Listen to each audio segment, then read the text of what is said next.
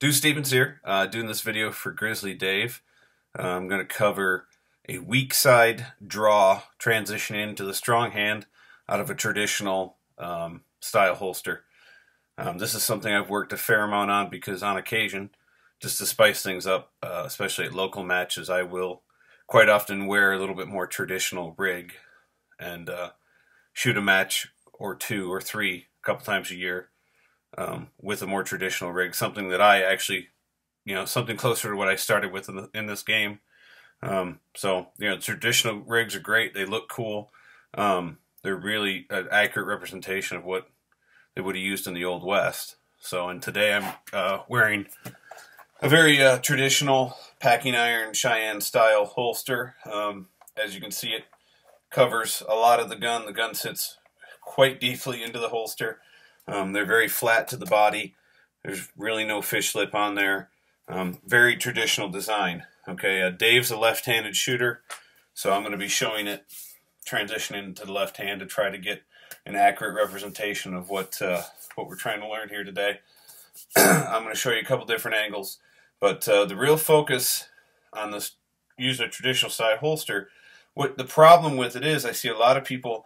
They grab the entire grip and they've got a real full grip on that gun, and then they end up in this kind of awkward transition into the hand that's actually not real secure. Okay, a lot of things can happen in between that, and they end up with that very awkward. And what happens also is that when you do that awkward whole hand transition, now you're in a difficult position to where you don't have your ideal master grip on that gun, and you end up high or you end up low. And of course, we're under the clock and adrenaline's running. People don't want to switch their, take the time to switch their hand position, which will result in, difficulty running the gun, ring around the riggers, etc., and then leads to misses also. So, with this draw, what I want to focus on are these two fingers right here. Okay, it takes a little bit of hand manipulation, and of course, as with any technique, just a little bit of dry fire.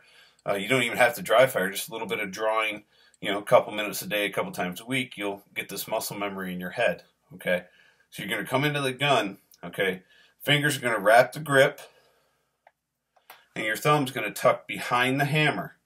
That's going to be your solid point of contact on that gun, okay?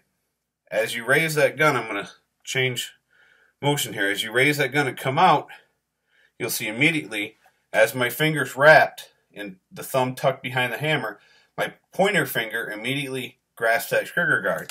Another solid point of contact, okay?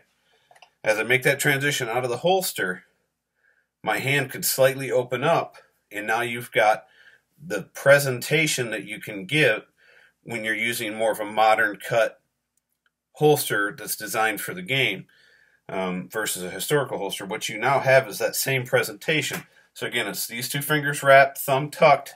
As you come up, your pointer finger hits the trigger guard, and at that point in time, your hand can open slightly or not, but it works best if your hand can open slightly. See, now you've got full control of that gun, and now you can come in to a master grip right into the gun, okay? Get that master grip and get to it, okay? Show it one more time. Fingers wrapped, thumb behind the hammer, pointer finger transitions to trigger guard. Nice open grip, okay? Again, with the strong side gun, pretty self-explanatory. Even with a traditional holster, you can very much get your master grip and come out. So, all right, that's all for today. Hope it helps. Thanks for watching.